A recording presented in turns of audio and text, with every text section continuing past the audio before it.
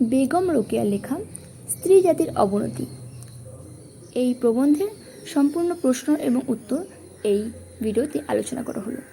তোমাদের ভালো লাগলে লাইক করে দিও, সাবস্ক্রাইব করে দিও।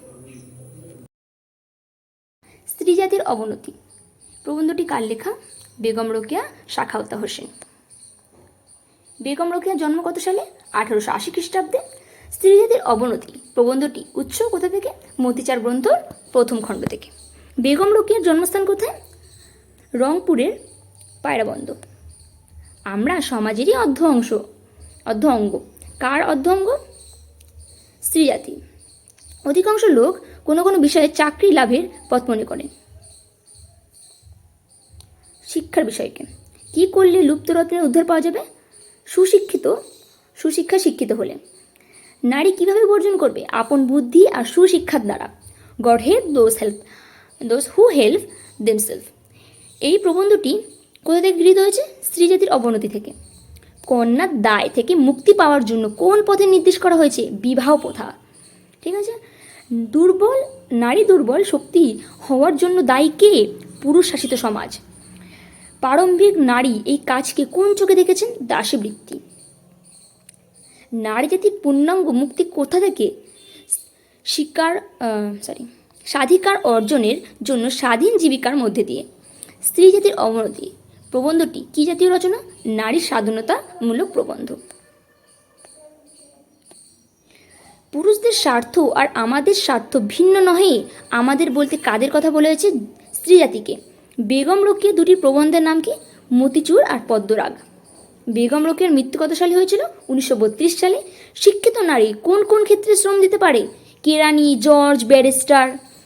মনকক্ষে জ্ঞানের আলো প্রবেশ করার অর্থ কি? সচেতনতা, পূর্ণ বিকাশ। পততি পাবন কাকে বলা হয়েছে? ঈশ্বরকে। স্ত্রী শিক্ষাকে নমস্কার কি করেন? এই উক্তি অশিক্ষিত নারী জাতিকে পুরুষদের ব্যঙ্গ করে। নারী তাহার প্রভুত্ব সহ্য করে কেন? পুরুষরা উপার্জনশালী সেজন্য। আমাদের শয়ন কক্ষে বলতে কি বোঝানো হয়েছে? রক্ষণশীল মুসলিম অন্তঃপুরকে। লর্ডি ভাইসরয় কে? ব্রিটিশ ভারতের সর্বময়ের কর্তা। তাদের মনোজগত চিরাধ্যকার কার দ্বারা কি বোঝানো হয়েছে? কুসংস্কারচ্ছন্ন মনকে। পুরুষদের স্বার্থ নারীর স্বার্থ কি ভিন্ন? না। কোন জাতীয় নারী শতদোষ সমাজ অবলম্বনবাদে ক্ষমতা করে? অশিক্ষিত নারী।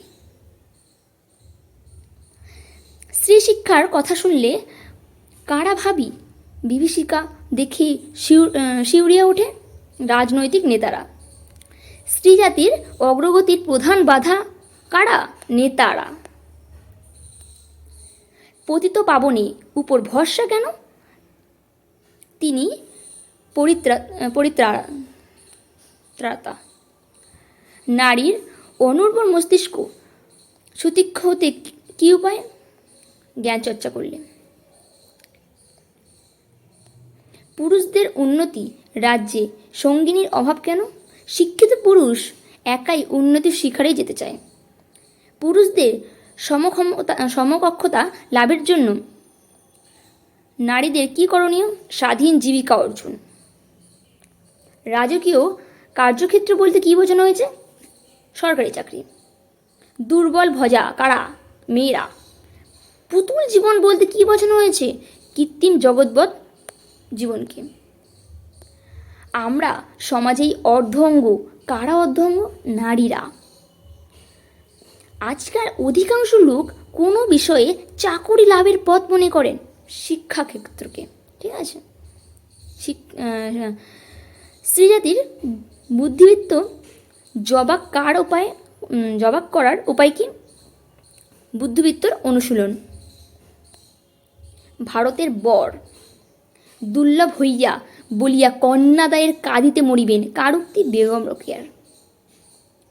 পুরুষের চক্ষে স্ত্রী শিক্ষা অসম্পূর্ণ অনাবশ্যক কেন? শিক্ষা পুরুষের জীবিকা অর্জনের সহস্রয়। স্ত্রী শিক্ষার অপূর্ণতা কোথায়?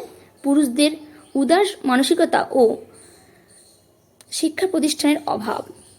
সেখানে ওই অন্যমঙ্ক পুরুষরা স্বামী থাকে কোথায়?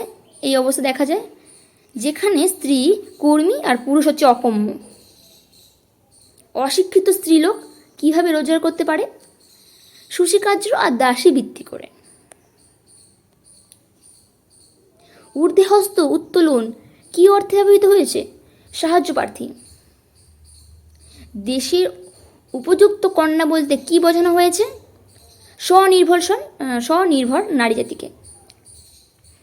নারীর অন্তর বাহির মস্তিষ্ক হৃদয়ে সবই দাসী হিয়া পড়িয়াছে। কি কারণে দাসী হইয়া পড়িয়েছে? সিনেমা না দেখে। কি করলে লুপ্ত রত্ন উদ্ধার হইবে? স্ত্রী শিক্ষায় ব্যাপক প্রচার করলে।